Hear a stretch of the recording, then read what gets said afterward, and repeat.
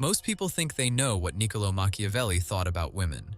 This often includes a quote from The Prince, delivered with an air of finality, as if it settles the issue.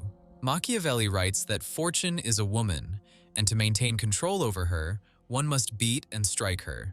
This line has persisted through the years, often seen as incriminating, violent, and a convenient condemnation.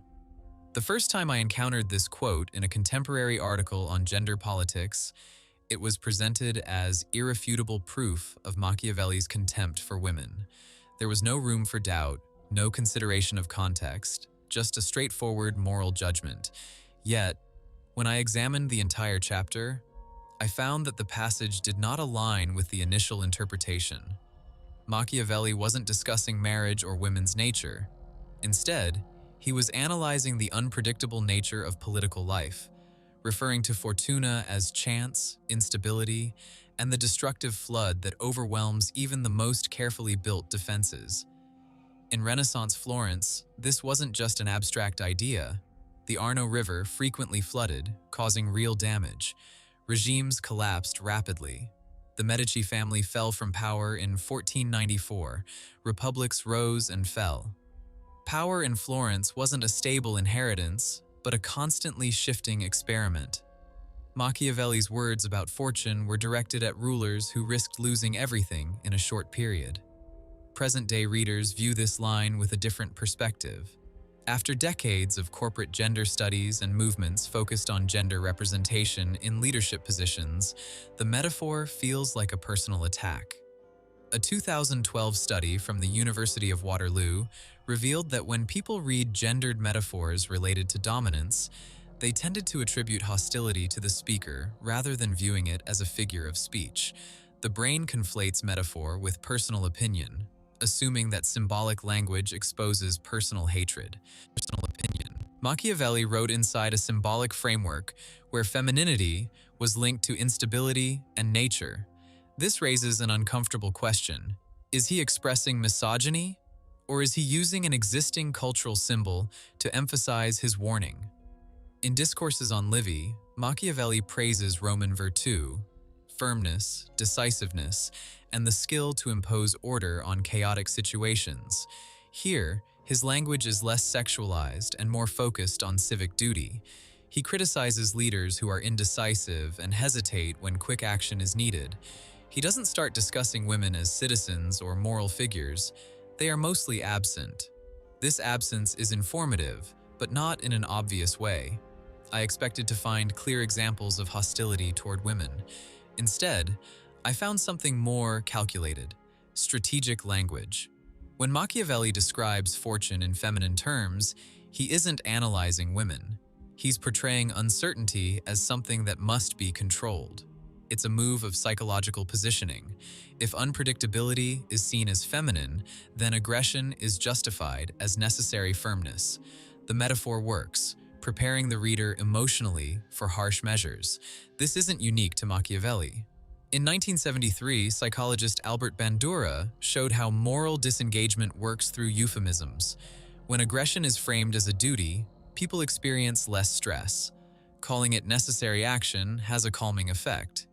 Machiavelli does something similar rhetorically, calling for striking fortune not as an act of cruelty, but as an element of strategic realism. Violence becomes a technique. This is where projection begins. We interpret the line as a personal statement about women. But what if the real issue is male anxiety?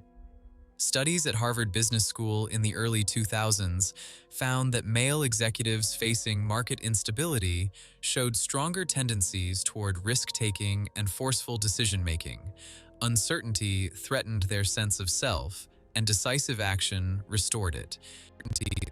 The metaphor of conquering fortune may be less about women and more about reinforcing the ruler's self-image. This shift surprised me. The outrage narrative is neat and satisfies a moral need. However, a deeper reading reveals a more nuanced picture. If woman in this context represents chaos, then the insult is secondary. The main conflict is between control and unpredictability. Still, this doesn't excuse Machiavelli. The choice of metaphor matters. Language shapes how we see the world. A 2011 study from Stanford showed that describing crime as a beast versus a virus led people to support very different policy responses. Metaphors guide strategy. If fortune is a woman to be beaten, the ruler is primed for domination rather than adaptation. What troubles me isn't whether Machiavelli liked or disliked women. There's little evidence he developed a consistent theory about them. What troubles me is how effectively the metaphor stirs emotion. It gives the reader an easy target.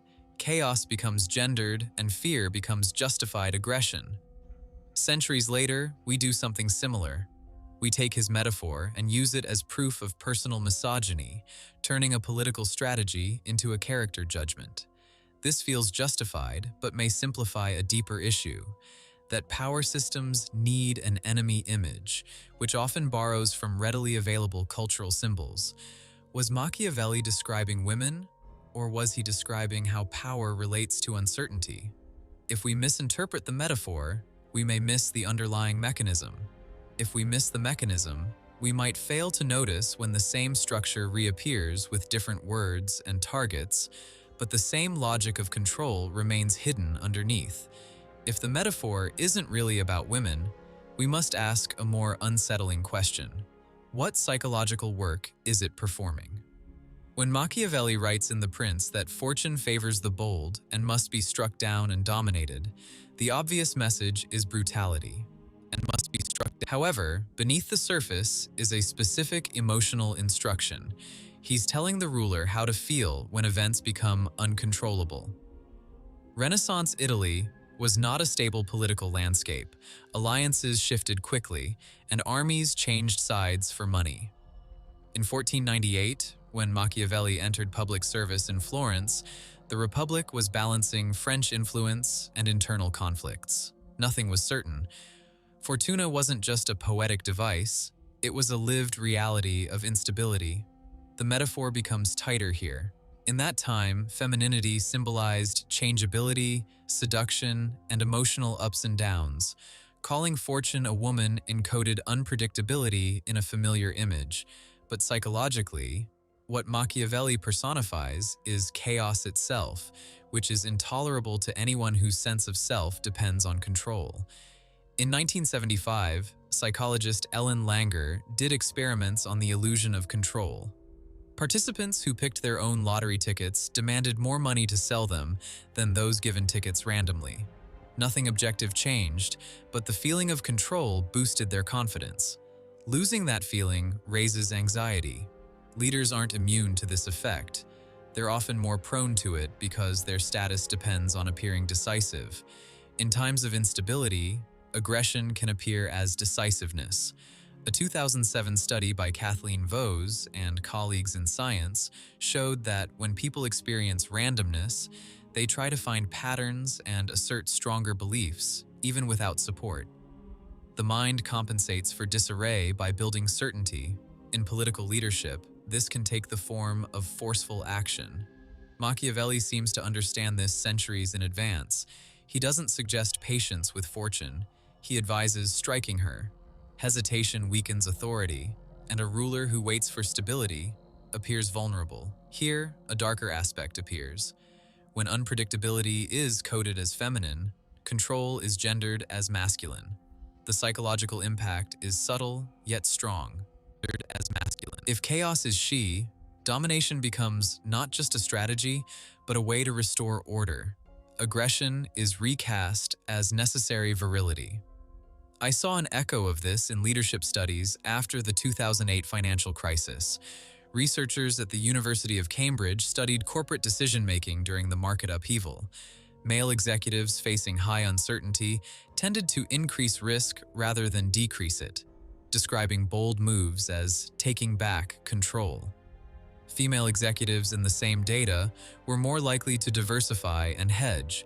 This reflected not competence, but identity under pressure. We like to think aggression is a rational calculation, but cortisol studies suggest otherwise. Under unpredictable stress, some men's testosterone levels rise, reinforcing dominant actions. The body leans towards confrontation. This physiological change is often overlooked in political theory. Machiavelli's advice aligns with it.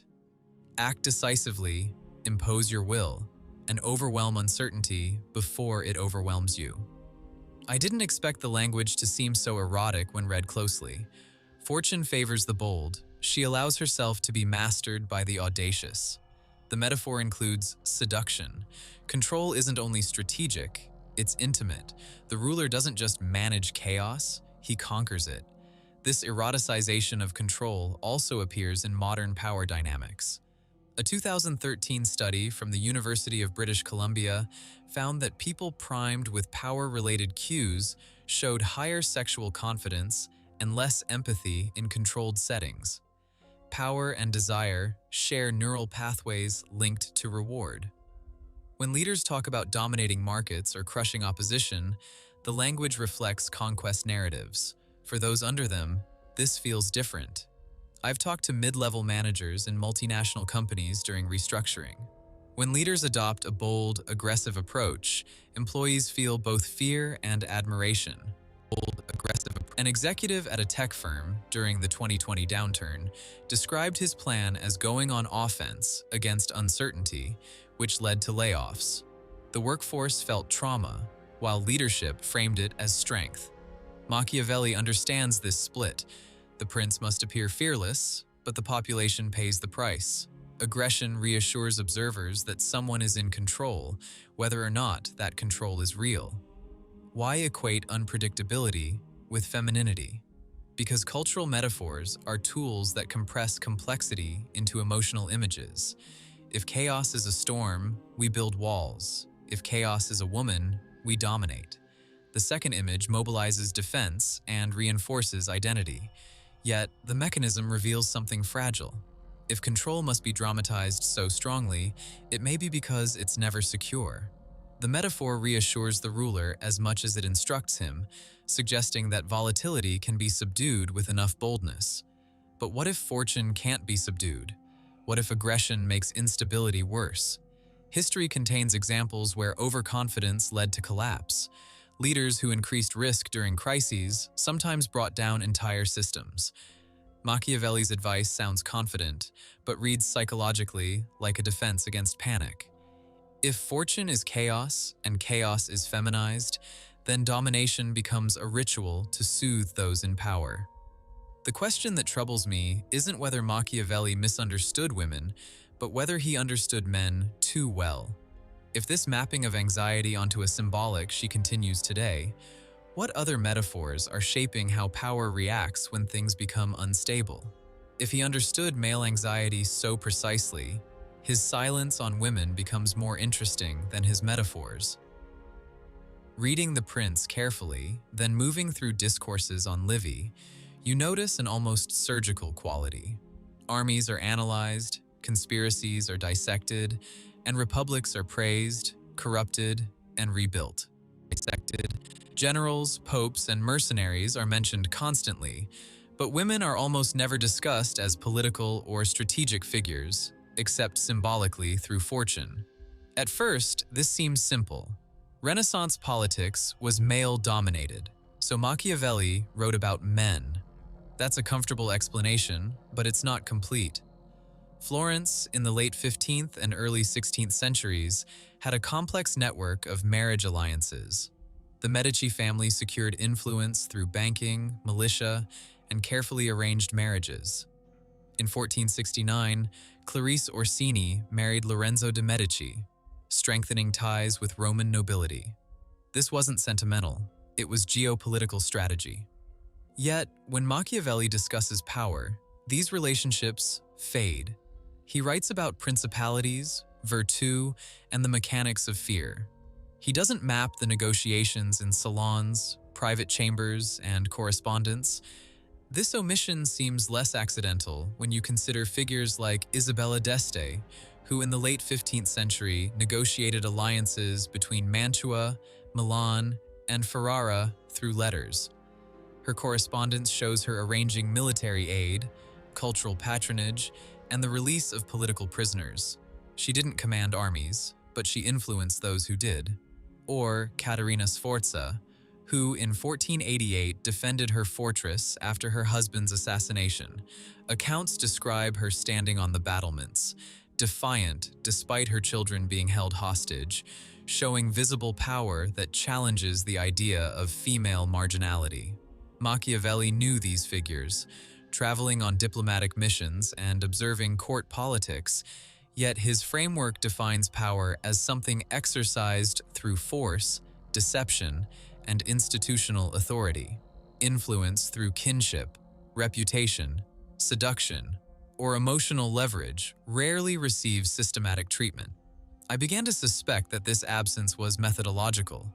Modern organizational psychology offers a comparison, methodological. Research in 2009 in Administrative Science Quarterly showed that informal networks inside companies often have more influence on decisions than formal hierarchies.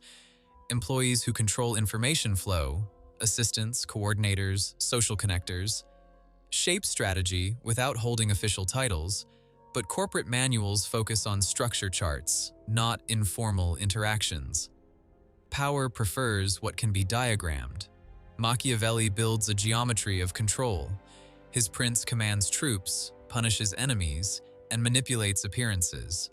Informal influence is harder to quantify, relying on intimacy, persuasion, and emotional intelligence, which resist being codified into clear rules of domination. Here, the psychological conflict sharpens: exclusion versus influence. By excluding women from his model, Machiavelli may not be dismissing their agency. He may be discarding what can't be weaponized in the same way as armies and fear. He values visible coercion over relational manipulation, even though both operate simultaneously. I didn't expect this to feel familiar. In modern boardrooms, I've seen senior executives ignore the quiet influence of long-term advisors because it doesn't appear in performance metrics. Then, a crisis hits, and the informal network decides who survives restructuring. The official narrative speaks of decisive leadership, but employees experience something else: whispered alliances, private assurances, and reputations built over years. Similar dynamics played out in Renaissance courts. Marriage negotiations could avert wars, and a rumor from a noblewoman could shift loyalty. Yet Machiavelli's system trains the ruler to watch generals and conspirators, not social circles. There's a strategic advantage in this narrowing. By defining politics as a stage for male-coded actions, war, punishment, audacity, he simplifies the battlefield, creating a world where power is wielded with clarity and boldness. Creating a world, the messy, emotionally charged world of relationships remains peripheral. This shapes perception. If something isn't theorized, it becomes invisible in analysis, and what is invisible is harder to counter. Psychologists studying attentional blindness have proven this. In the 1999 experiment by Christopher Chabris and Daniel Simons, participants counting basketball passes often missed a person in a gorilla suit walking through the scene. Attention creates reality. What the mind is trained to see becomes the only relevant field. Machiavelli trains rulers to see open threats and strategic opportunities, not the slow buildup of influence in domestic and social spheres. Whether that was a blind spot or a choice is unclear, but the effect is the same: a political world where women appear marginal because the definition of politics excludes their methods. For people living in such a system, the consequences are subtle. If your influence is relational rather than institutional, it's powerful yet deniable. You can shape outcomes while remaining officially insignificant, creating a strange psychological position: agency without recognition. Did Machiavelli ignore women, or did he exclude what he couldn't easily integrate into a system of control? If power is defined only as what is visible and coercive, then entire channels of influence vanish from theory, but not from reality. When those channels operate outside the official map, they become harder to predict, regulate, and dominate. This raises a disturbing question. Was the omission an oversight, or was it a strategic simplification designed to keep the prince focused on a narrower, more controllable model of power, even if that model was incomplete? If the omission was strategic, The private material becomes dangerous because in private, the map changes. Reading Machiavelli's letters, especially those after his exile in 1512, reveals a shift in tone. The architect of statecraft becomes ironic, self-mocking, and even needy. In a letter to Francesco Vittori, he talks about wearing courtly clothes to converse with ancient thinkers in the evening, then returning to taverns and crude jokes. This voice is playful, sometimes vulgar, not what you would expect from someone who sees the world in neat, militarized hierarchies. This tonal contrast matters. Publicly, in The Prince, power is disciplined, calculated, and emotion is secondary. Privately, desire seeps through. The most revealing shift appears in La Mandragola, written around 1518, where the political theorist stages a sexual conspiracy. A young man, Callimaco, wants Lucrezia, a married woman known for her virtue. He doesn't storm a fortress, but constructs a narrative. A fake medical scheme with a mandrake potion is invented, a corrupt friar legitimizes the lie, and the husband is manipulated through fear of infertility. Everyone participates in deception. What unsettled me is that Lucrezia isn't portrayed as a passive victim. By the play's end, she understands the manipulation and chooses to continue the affair, adapting and recalculating her moral position. The power game is mutual. This differs from the abstract metaphor of Fortuna.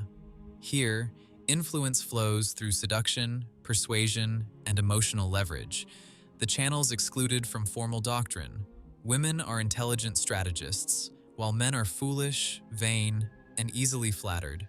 The hierarchy dissolves into opportunism. Psychologically, satire allows truths that formal doctrine cannot. In 1984, psychologist Robert Trivers expanded on self-deception theory, arguing that people deceive others more effectively when they partially believe their own narratives.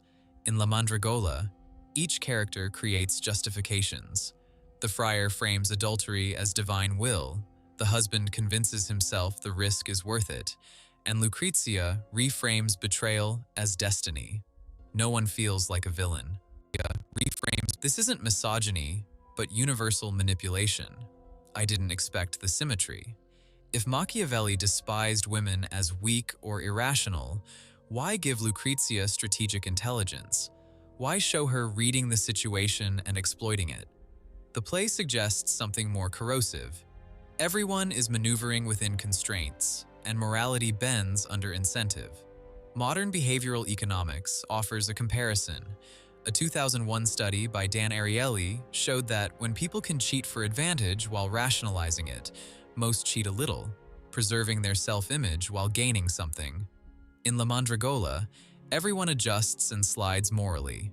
The contrast with the austere tone of The Prince challenges the moral ground. In the treatise, the ruler must learn not to be good when necessary, but in the comedy, no one is good to begin with. They're flexible. This flexibility includes gender. Erotic manipulation becomes a shared language. Lucrezia's decision isn't framed as seduction imposed on her, but as a strategic acceptance of a new reality. Power flows through desire. In contemporary corporate scandals, recurring patterns emerge. Internal investigations within multinational corporations often reveal private communications filled with humor and irony that stand in stark contrast to the official ethical pronouncements of the organizations. While public policies emphasize integrity, private exchanges expose negotiation tactics, subtle flirtations, and calculated strategies. This disparity is not coincidental, it is systemic. Organizations diligently cultivate a moral image for public consumption while, behind the scenes, they navigate a complex web of incentives. Niccolò Machiavelli seemingly accepted this dichotomy.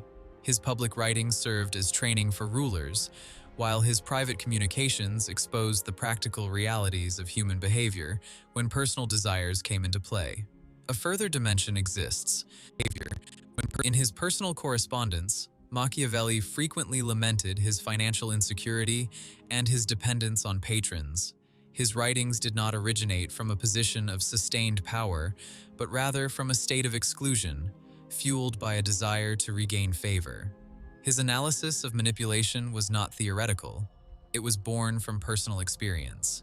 He intimately understood the feeling of needing to exert influence without holding any formal authority.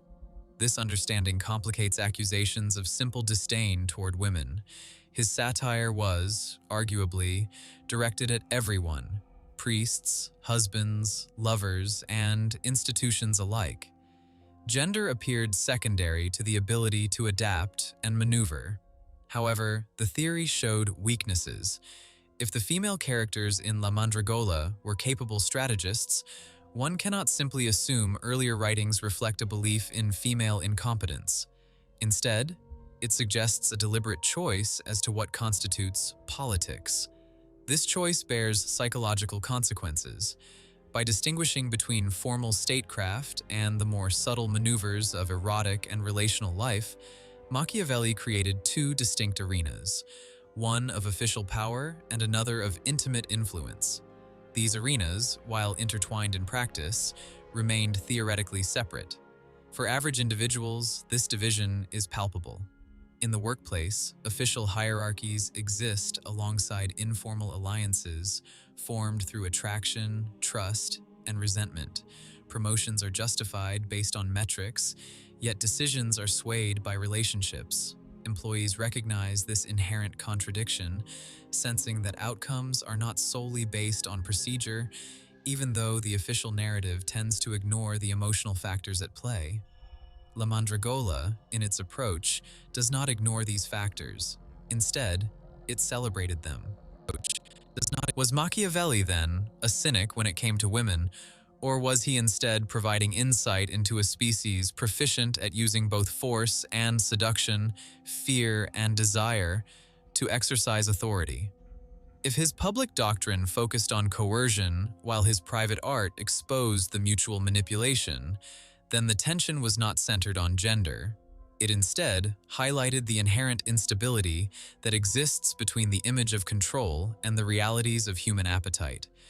Considering these coexisting layers in his work raises a key question. Which Machiavelli should we believe? The one who systematizes domination, or the one who laughs at everyone's self-deception? Or is the laughter itself merely another strategy of influence? If the humor found in his comedies exposes a universal propensity for manipulation, then the vocabulary in his political writings reveals something even sharper: the societal construction of weakness. Repeatedly, when criticizing leaders in Discourses on Livy and The Prince, Niccolò Machiavelli employed terms that translate to effeminate, soft, and corrupted by luxury. His criticism appeared mainly directed at male leaders who hesitated, avoided conflict, and chose comfort over discipline. In this context, effeminacy was not a remark about women, but rather an accusation that power has diminished its strength. This reveals where the metaphor transforms into a weapon. Renaissance Italy associated masculinity with martial virtues. A city reliant on mercenaries rather than its own citizens was seen as weakened, made soft by its wealth. Debates in early 16th century Florence regarding militia reform often framed the reliance on hired troops as moral decay. Machiavelli championed citizen armies precisely because he believed dependence produced softness, a quality that, in his vocabulary, was feminized. The underlying psychological mechanism becomes clear here. To maintain authority, power must define itself by what it is not. It must establish a symbolic opposite. Vulnerability, in this case, was coded as feminine not because women are inherently weak, but because the metaphor served as a more accessible tool, compressing contempt, fear, and urgency into a single construct. Contemporary studies validate how well this kind of coding works. A study appearing in Psychological Science in 2010 showed that when leadership qualities were described using stereotypical masculine terms such as assertive, decisive, and dominant, participants rated male candidates as more competent. Identical behaviors described using neutral or communal language resulted in a drop in perceived authority. The behavior was the same, but the framing changed the result. Machiavelli instinctively understood the effect of framing. Rather than merely tell a prince do not hesitate to dissuade him from indecision, he connects hesitation to effeminacy. The latter does more than instruct, it shames, activating a threat to one's identity. And identity threat changes behavior. Psychologist Claude Steele's 1997 work on stereotype threat showed that when individuals felt their identity was imperiled, their performance shifted noticeably. In leadership environments, being labeled as weak or soft can trigger reactive aggression. I've witnessed this pattern in corporate restructuring sessions. A senior executive, even subtly accused of lacking toughness, will often overcompensate by enacting drastic changes. Layoffs become a means to show resolve, and cost-cutting turns into a dramatic performance. Those working under such leaders perceive this as a sudden hardness.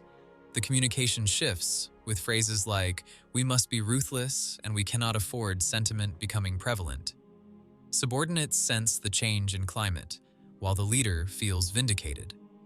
In Machiavelli's rhetoric, femininity becomes a stand-in for all the qualities a ruler must avoid. Passivity, dependency, and emotional excess must avoid.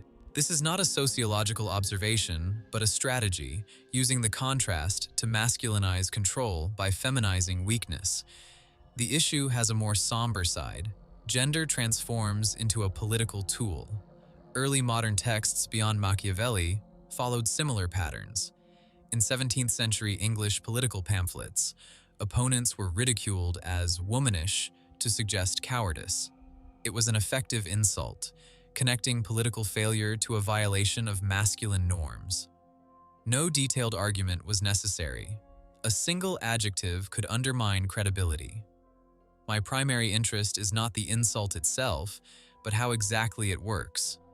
Societies project vulnerability onto an area that can safely contain it. In Machiavelli's Florence, femininity fulfilled this role. By externalizing vulnerability in this way, the ruling identity remained decisive, controlled, and unyielding. This projection has impacts on ordinary people. A study published in the Journal of Applied Psychology in 2015 found that male managers who feared appearing weak were less likely to seek feedback from their subordinates. This was especially prevalent in competitive organizations that equated decisiveness with strength, resulting in significant strategic blind spots. While teams suffered, the manager's image was intact. Theory begins to break down here. If labeling something feminine is a way to isolate weakness, then the metaphor is not truly about women. It focuses on guarding the myth of unassailable authority. The cost is palpable. The vocabulary of power may ostracize vulnerability, but it does not disappear. Instead, it results in suppressed doubt, impulsive decisions, and overcorrection. Those working under such leadership experience resulting oscillations, sudden aggression followed by subsequent instability. From my observations within hierarchical organizations, leaders who most vehemently reject softness often exhibit the most anxiety in private. The charade of hardness proves exhausting, yet the system rewards it. Machiavelli does not mask this behavior. He advises appearing merciful while being prepared to act cruelly, controlling one's image with precision. Masculinity, in this respect, is a performance calibrated to discourage challenges, rather than an inherent characteristic. The topic is no longer women, but how power constructs itself through establishing contrast. It draws a boundary around acceptable emotion, and anything that might threaten decisiveness is symbolically expelled. This leads to a disturbing question. If masculinity, within political language, acts as a mechanism built to suppress visible vulnerability, what happens when unpredictability cannot be suppressed by these means? Where does the unwanted fragility go when external threats are eliminated? If power depends on continually projecting weakness outward, must it eventually require new symbolic targets to sustain its image of strength? If so, then the metaphor of woman is no longer incidental. it becomes structural. In The Prince, when Niccolò Machiavelli describes Fortuna as an entity to be mastered, struck, and controlled, he is articulating a pattern far older than Renaissance Florence. Chaos is personified, given a face that is often feminine, allowing authority to define itself through conquest of that image. Archetypal psychology noted this much later. Carl Jung wrote about the anima, the internal feminine image, within the male psyche, often associated with emotion, unpredictability, and depth. While his theories remain controversial and are sometimes taken too far, a key detail cannot be ignored. When men reject or suppress this internal dimension, it does not vanish. It manifests as projection, seen in others, often in women. I used to perceive that as abstract symbolism until behavioral threat research offered an alternative approach. Abstract symbolism. Experiments conducted in 2008 by neuroscientists at New York University showed that when participants were exposed to ambiguous threats, their amygdalae activated more strongly than when threats were clear. Uncertainty triggers a greater level of vigilance than when facing situations that are clearly defined. The mind prefers a known enemy to one that is undefined. These are the conditions under which power systems operate. Ambiguity undermines authority. When economic conditions fluctuate or social norms shift, leaders perceive unpredictability as an existential threat. Their instinctive response is to simplify. Authoritarian rhetoric makes its appeal clearly. Across the regimes of the 20th century, the narrative was the same. Political speeches repeatedly personified instability as moral decay, decadence, and corruption, linked to feminization. As historians analyzing propaganda have demonstrated, the national weakness in early 20th century Europe was framed as softness, luxury, and indulgence. The remedy was virility, discipline, and an embrace of hardness. This pattern repeats as it is psychologically reliable. According to social psychologists studying support for authoritarian leaders in 2016, those with a higher intolerance of ambiguity were more likely to prefer strong leadership styles. The source of attraction was not ideology alone, but a feeling of relief, a promise of chaos subdued. In this context, the metaphor of woman can function as ground, a symbolic landscape which is seen as the reservoir of disorder. By feminizing chaos, disciplining it becomes a demonstration of strength. Doing so allows the leader to dramatize his control over the unpredictable. These traits are not exclusive to states. Similar narratives emerge within corporations during times of crisis. After the market collapse of 2008, some chief executives described market volatility as irrational and hysterical. The history of the word hysteria traces back to the Greek word for uterus, suggesting an unconscious feminization of instability. Aggressive corporate restructuring and decisive cuts formed the solution, and were framed and implemented with firm, masculine leadership at the helm. Those working within these firms felt the human cost. Sudden layoffs were justified as restoring order, and middle managers have described being told to man up and execute the prescribed reductions without any hesitation. Uncertainty and vulnerability had no place within management or external communications. The business of economics was externalized, and an internal response ensued based on domination. Theory gives way to mechanics in the aforementioned case. When a group senses uncertainty regarding their future, behavioral studies on threat perception have shown that those same groups tend to increase in boundary reinforcement. 2014 experiment conducted at the University of Kent that primed participants with discussion of a market collapse illustrated this point well and demonstrated a stronger sense of social rigidity, as well as advocating harsher punishments for perceived social deviancy. Order becomes a moral imperative. This instinct was not invented by Machiavelli, rather, it was observed and codified by him. The entity of Fortuna was condensed the unpredictable, but into a more easily conquerable form by gendering the deity. The prince wasn't merely required to endure chaos, but to attack. The metaphor transforms passive waiting directly into active domination. I did not expect the depth of penetration this framework holds within everyday experience. Rarely do company leaders admit their uncertainty when sensing a loss of control, such as a decline in profits, a shift in the internal culture of disruption to systems, departments deemed inefficient. External market conditions or disloyal teams might become designated as scapegoats with a face. The employees are acutely aware of this externalization. These externalized figures become the terrain upon which control is reasserted via a set of new metrics, displays of decisiveness, and stricter, more rigid oversight. While the symbolic structure of the system appears stable from the external perspective, underlying volatility may not resolve. The enduring nature of the aforementioned behavior is unsettling.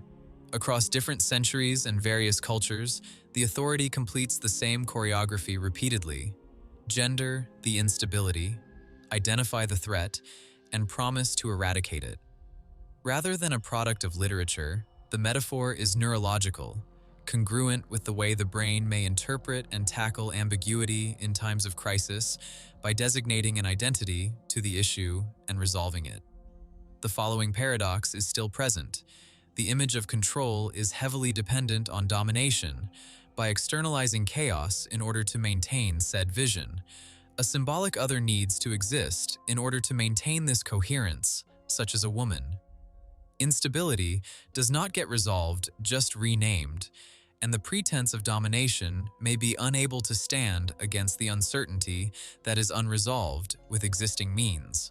A blueprint may be the best way to describe the metaphor when the requirement of symbolic terrain is high. By now, the trend might be discernible. Niccolò Machiavelli, in The Prince, sought to build a logical methodology in order to provide psychological defense against the instability rulers tend to endure rather than generate a misogynistic worldview. A structure is almost entirely produced that provides this defense against instability's effects. Power can encounter a period of chaos, such as through a shifting alliance, betrayals, or outside forces imposing on Florence, and the resulting emotional effect that destabilizes rulers can cause a similar effect in the business world in the form of economic changes and technological interruptions.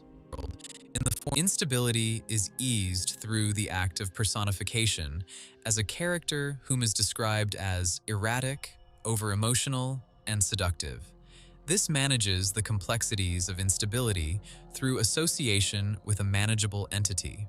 Once externalized, control is made to seem like an aggressive form of protection through framing as a necessity by the ruler instead of as aggressive behavior. The University of Amsterdam managed to quantify speech patterns used by multiple democracy leaders in the Western world through an analysis of the strength of the rhetoric of those leaders used in coordination with the discussion of certain market conditions, and found an inverse relationship between references to firm power and mentions of empathy, a quantifiable shift that happened over a period of instability around 2019. Communication in corporations provides a similar viewpoint of this action. Memorandums that were released within some institutions in 2008 often mentioned the words discipline and control, which led some employees to express that a hostile feeling was made against uncertainty in the pursuit of safety that was pushed through layoffs that were viewed as necessary to reinstate some sense of control. At this point in the analysis, moral judgment begins to form, and it might seem simple to state that Machiavelli might have had misogynistic viewpoint, making it difficult to analyze structurally the reasoning and justifications of the views shown. Research shows people will want strong power present, even through cruel and unusual circumstances, to act as an uncertainty management tool, which supports the previous claim. Experiments from the journal Social, Psychological, and Personality Science around dominant rule were viewed more positively when framed around the presence of volatility, which resulted in a decrease for the need and desire of participatory decision-making, which made people desire reliability instead of a true sense of fairness. This viewpoint reshapes the previous viewpoints to a new analytical direction. Domination is framed to be masculine in a world wherein chaos is feminine. Reassurance can be provided through this framing, creating a sense of security with a person of capability, who often receives support for the ability shown in response. Many executive meetings often show this dynamic during the process of crisis management, and managers that are set at higher levels of hierarchy tend to mention eliminating the emotional presence during times where fiscal projections collapse to a certain degree, resulting in high tensions during discussions with a decrease in the presence of flexibility in certain situations. The true views expressed by Machiavelli become secondary at this stage because authority defends its status due to the views that are being perpetuated, which includes the redirection of responsibility during periods of volatility. If feministic code is set to be representative of weakness, the rejection of that code might make power define itself on that very code. The feeling of certainty would then be represented by the masculine persona that represents stability. People can be affected in multiple ways. If a decisive ruler is present during periods of instability, they may be more likely to feel secured. When uncertainty rises, those same rulers tend to control decision-making more, forcing a reduction of freedom to those under them. The central thought of analysis needs to evolve. Framing the question around Machiavelli's views, shown historically on women, becomes short-sighted for the grand scheme, while instead attempting to ask why language used still maintains similar trends of associating hysteria with feminine figures centuries later, and framing discipline with terms that promote strength. With repetition, the metaphor continues to be present, which creates reasons to keep it present. The metaphor fear can turn into a justification from this action, while transforming domination as a mandatory action. A possible final point might appear. If there needs to a feministic view to dominate chaos, a requirement for stability might be that volatility persists in order to preserve stability. This may make final judgment on Machiavelli to shift outside of this analysis. Stability is the key for defining the subduing of the uncertainty shown, by designating the other as the figure to take charge when that is the figure they seek to control due to pre-established biases.